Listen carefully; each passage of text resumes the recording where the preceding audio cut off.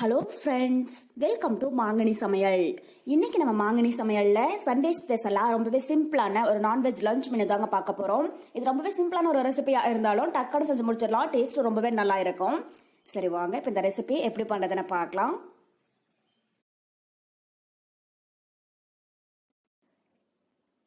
First நம்ம பருப்பு ரசம் பண்ணிடலாங்க. அதுக்கு ஒரு பாத்திரத்துல நெல்லிக்காய் சைஸ்ல புளி சேர்த்துட்டு இதோட நல்லா கழுவிட்டு ஒரு 10 நிமிஷம் ஊற வச்சிடுங்க.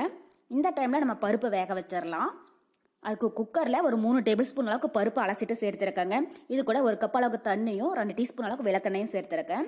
இதை குக்கர் மூடிட்டு 5 விசில் வேக விட்டுறலாம். அப்பதான் பருப்பு வந்து நல்லா குழஞ்சி வேகும். இப்போ இந்த டைம்ல நம்ம ரசப்பொடி ரெடி பண்ணிடலாம். ரசப்பொடி பண்ணுறதுக்கு பார்த்தீங்கன்னா 2 டீஸ்பூன் அளவுக்கு சீரகம், 1/2 டீஸ்பூன் அளவுக்கு மிளகு, 1/2 டீஸ்பூன் அளவுக்கு தனியா, ஒரு 7 பல் பூண்டு, 2 காஞ்ச மிளகாய், கொஞ்சம் கருவேப்பிலை எடுத்து வச்சிருக்கேன். பூண்டு வந்து தோலெல்லாம் எடுக்காம சேர்த்துக்கோங்க. ரசத்துக்கு டேஸ்ட் ரொம்பவே நல்லா இருக்கும்.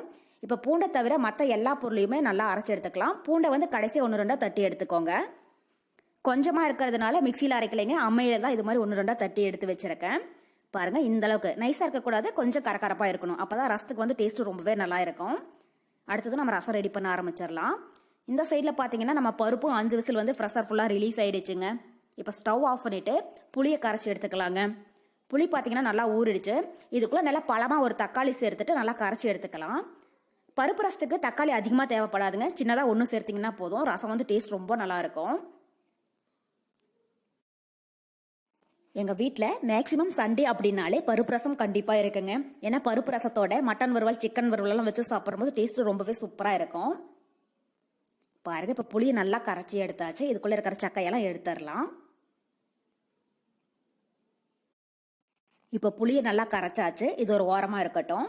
இந்த சைடில் பார்த்தீங்கன்னா குக்கர் ப்ரெஷர் ஃபுல்லாக ரிலீஸ் ஆயிடுச்சுங்க. மூடி ஓப்பன் பண்ணிட்டு நம்ம பருப்பை நல்லா கடைஞ்சி எடுத்துக்கலாம். பாருங்க, பருப்பு வந்து நல்லா குழஞ்சி வந்துருச்சு. 5-6 விசில் விட்டீங்கன்னா இந்த அளவுக்கு நல்லா சாஃப்டாக வெந்துடும். பருப்பு எந்த அளவுக்கு நல்லா வேகுதோ அந்த அளவுக்கு ரசமும் டேஸ்ட்டும் ரொம்பவே நல்லா இருக்குங்க. இப்போ ஒரு மத்து வச்சு அதை நல்லா கடைஞ்சி விட்டுறலாம்.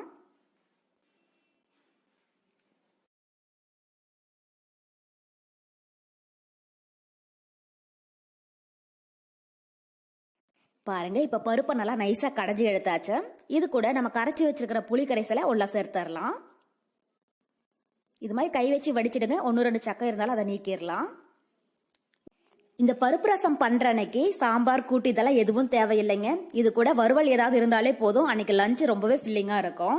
கண்டிப்பா நீங்க ட்ரை பண்ணி பாருங்க. இப்ப புளி கரைசல் உள்ள சேர்த்துட்டு ஒரு டைம் லைட்டா கலந்து விட்டுட்டு கொஞ்சமா டேஸ்ட் பண்ணி பார்க்கலாம். புளிப்பு அதிகமா இருந்தாலும் கொஞ்சமா தண்ணி சேர்த்துடுங்க. அவ்வளவுதாங்க, நம்ம ரசத்தை தாளிச்சிடலாம். அதுக்கு ஒரு கடாயில 1 டேபிள் ஸ்பூன் அளவுக்கு எண்ணெய் சேர்த்திருக்காங்க. எண்ணெய் சூடானதும் கொஞ்சமா கடுகு சேர்த்துடலாம். கடுகு பொரிஞ்சிடுச்சு. கொஞ்சமா கருவேப்பிலை, அப்புறம் ஒரு காஞ்ச மிளகாய் கிள்ளி வச்சிருக்காங்க, அதையும் உள்ள சேர்த்துடலாம். கூடவே நம்ம அரைச்சி வச்சிருக்கிற ரசப்பொடி, அப்புறம் ஒரு 2 ஸ்பிஞ்ச் அளவுக்கு பெருங்காயத்தூள், அப்புறம் ரசத்துக்கு தேவையான அளவு உப்பு சேர்த்துட்டு ஒரு டைம் லைட்டா வறுத்தரலாம். ஸ்டவ் வந்து மீடியம் ஹீட்ல வச்சுக்கோங்க. இது கருகிடாம இருந்துச்சுன்னா தான் ரசம் வந்து ரொம்பவே டேஸ்டியா இருக்கும். அதிக நேரமும் வறுக்க வேண்டியது இல்லைங்க, ஜஸ்ட் ஒரு 2 நிமிஷம் போல வறுத்தீங்கன்னா போதும். பாருங்க, இப்ப எல்லா பொருளுமே நல்லா வறுபட்டுருச்சு. இது கூட நம்ம கரைச்சி எடுத்து வச்சிருக்கிற பருப்பு புளி கரைசலை உள்ள சேர்த்துடலாம்.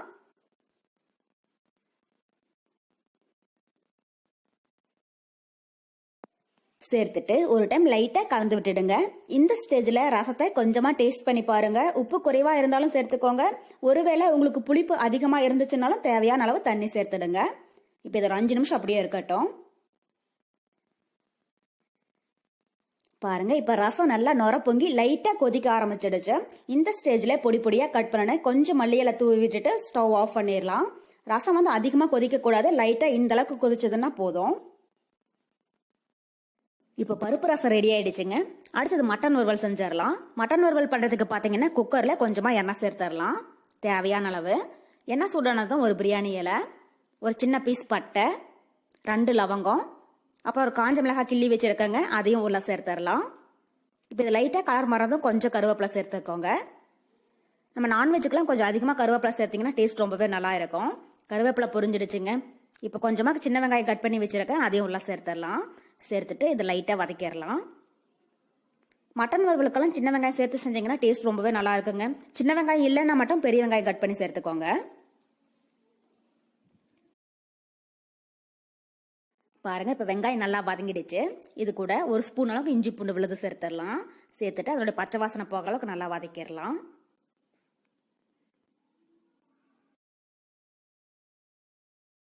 இஞ்சி பூண்டோடைய பச்சை வாசனை போயிடுச்சுங்க. இப்போ இது கூட ஒரு தக்காளி கட் பண்ணி வச்சிருக்கேன், அதை உள்ள சேர்த்துடலாம். சேர்த்துட்டு இது நல்லா சாஃப்ட் ஆகிற அளவுக்கு வதக்கிடலாம். மட்டன் வறுவலுக்கு தக்காளி அதிகமாக தேவைப்படாதுங்க. நம்ம 1/2 கிலோ அளவுக்கு தான் மட்டன் சேர்க்க போகிறோம், அதனால கொஞ்சமாக சேர்த்திங்கன்னா போதும். இப்போ கூடவே கொஞ்சமாக உப்பு சேர்த்துட்டோம்னா வெங்காயம் தக்காளி நமக்கு சீக்கிரமாக வதங்கிடும். பாருங்க, இப்போ வெங்காயம் தக்காளி நல்லா வதங்கிடுச்சு. இது கூட 1/2 கிலோ அளவுக்கு மட்டனை க்ளீன் பண்ணி வச்சிருக்கேன், அதை உள்ள சேர்த்துடலாம். மட்டன் வறுவல் மட்டன் குழம்பெல்லாம் பண்ணுறதுக்கு மட்டனை வந்து எலும்போட வாங்கிக்கோங்க. டேஸ்ட் வந்து ரொம்பவே நல்லா இருக்கும். நம்ம எலும்போட சேர்க்கிற போது அது ஒரு தனி டேஸ்ட்டாக இருக்கும். எலும்பெல்லாம் செஞ்சோம்னா அது ஒரு மாதிரியாக இருக்கும். இப்போ மட்டனையும் உள்ள சேர்த்துட்டு ஒரு டைம் லைட்டாக வதக்கிடலாம். மட்டன் வறுவல் வந்து இஞ்சி பூண்டு விழுதோட நல்லா வதங்கினதுக்கு அப்புறமா நம்ம மசாலா பொருளெல்லாம் சேர்த்துடலாங்க. இது ஒரு 5 நிமிஷம் அப்படியே வதங்கட்டும்.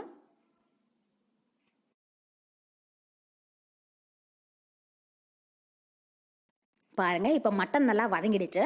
இது கூட நம்ம மிளகாய்த்தூள் சேர்த்துடலாம். நான் இன்னைக்கு வீட்டில் அரைச்ச குழம்பு மிளகாய்த்தூள் தாங்க சேர்க்கிறேன். 2 டீஸ்பூன் அளவுக்கு சேர்த்துருக்கேன். குட்டீஸ் எல்லாம் சாப்பிட்றதுனால காரம் கொஞ்சம் குறைவாக தாங்க செய்கிறேன். உங்களுக்கு காரம் அதிகமாக வேணும்னா மிளகாய்த்தூளை வந்து அதிகப்படுத்தி சேர்த்துக்கோங்க.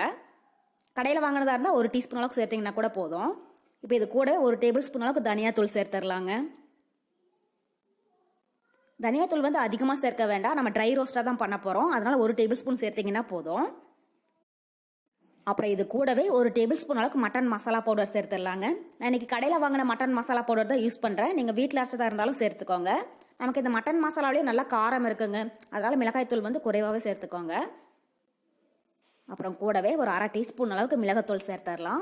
நம்ம எல்லா நான்வெஜ் பண்ணுற போதும் கொஞ்சம் மிளகாத்தூள் சேர்த்தோம்னா அதோட டேஸ்ட் வந்து ரொம்பவே சூப்பராக இருக்குங்க. அதிகமாக சேர்க்க வேண்டாம், 1/2 டீஸ்பூன் அளவுக்கு சேர்த்துக்கோங்க. இப்போ சேர்த்துட்டு இந்த மசாலாவுடைய பச்சை வாசனை போகிற அளவுக்கு நல்லா வதக்கிடலாம். இப்போ இது கூட கொஞ்சமாக மஞ்சள் தூள் சேர்த்துடலாங்க. நான் ஃபர்ஸ்டே சேர்க்க மறந்துட்டேன். மஞ்சள் தூள் சேர்த்துட்டு ஒரு டைம் லைட்டாக கலந்து விட்டுறலாம். அவ்வளோதாங்க, இந்த மட்டன் வறுவலுக்கு வந்து இவ்வளோதான் பொருட்களே. உங்களுக்கு ஒருவேளை குழம்பா வேணும்னா கொஞ்சமாக தேங்காய் விழுது வந்து அரைச்சி சேர்த்துக்கலாம், குழம்பு கொஞ்சம் அதிகமாக கிடைக்கும். நான் ட்ரை ரோஸ்ட் பண்ணுறதுனால அதெல்லாம் எதுவும் சேர்க்கலை. இப்போ நல்லா கலந்ததுக்கு அப்புறமா 1/2 கப் அளவுக்கு தண்ணி சேர்த்துடலாங்க. தண்ணி அதிகமாக சேர்க்க வேண்டாம், மட்டன் வந்து 3/4 மூழ்கிற அளவுக்கு சேர்த்திங்கன்னா போதும். தண்ணி சேர்த்துட்டு ஒரு டைம் லைட்டாக கலந்து விட்டுறலாம். கலந்து விட்டுட்டு குக்கருடைய மூடி போட்டு மூடி மீடியம் ஹீட்டில் 5லேருந்து 6 விசில் வேக விட்டுடுங்க. 6 விசில் அளவுக்கு வேக விட்டிங்கன்னா தான் மட்டன் வந்து நல்லா சாஃப்டாக வெந்து வரும். இப்போ 6 விசில் இருக்கட்டும். பாருங்க, இப்போ குக்கர் 6 விசில் வந்து ப்ரெஷர் ஃபுல்லாக ரிலீஸ் ஆயிடுச்சு. மூடி ஓப்பன் பண்ணி பார்க்கலாம். அவ்வளோதாங்க, நம்ம மட்டன் வறுவல் ரொம்பவே சூப்பராக ரெடி ஆயிடுச்சு. இந்த டைம் லைட்டாக கலந்து விட்டுறலாம். இந்த மட்டன் வறுவல் டக்குன்னு ஒரு 10 நிமிஷத்தில் செஞ்சு முடிக்கக்கூடிய ரெசிபி தாங்க. அவ்வளோ சூப்பராக இருக்கும். சாதம் கொஞ்சம் கிரேவியாக எடுத்துட்டிங்கன்னா இட்லி தோசை கூட எல்லாம் தொட்டு சாப்பிடலாம், நல்லா இருக்கும். நான் இன்னைக்கு கொஞ்சம் கிரேவியாக எடுக்கிறேன், சாதத்தோட போட்டு பெரட்டி சாப்பிட்றதுக்காக. இப்போ கொஞ்சமாக வாசனைக்காக மல்லியில தூவி விட்டுறலாம். அதாங்க, நம்ம மட்டன் வறுவலும் பருப்பு ரசமும் சூப்பராக ரெடி ஆயிடுச்சு. இது வந்து சிம்பிளான ஒரு லஞ்சாக இருந்தாலும் நல்ல ஒரு ஃபில்லிங்காக இருக்குங்க. சண்டே அன்னைக்கு வீட்டில் ஏதாவது வேலை இருந்துச்சுன்னா இது மாதிரி சிம்பிளாக செஞ்சு முடிச்சிடலாம். நமக்கும் டக்குன்னு வேலை முடிஞ்ச மாதிரி இருக்கும். வீட்டில் இருக்கிறவங்களும் சிம்பிளான ஒரு ரெசிபியாக இருந்தாலும் ஒரு டேஸ்ட்டாக செஞ்சு கொடுத்த மாதிரி ஒரு திருப்தி இருக்கும், விரும்பி சாப்பிடுவாங்க. ஸோ நீங்களும் இதே மெத்தடில் மட்டன் வறுவலும் பருப்பு ரசமும் செஞ்சு பார்த்துட்டு எப்படி இருக்குன்னு கமெண்ட் பாக்ஸில் சொல்லுங்க. இன்னும் இந்த ரெசிபி வீடியோ உங்களுக்கு பிடிச்சிருந்தா மாங்கனி சமையலுக்கு சப்ஸ்கிரைப் பண்ணுங்க. நன்றி.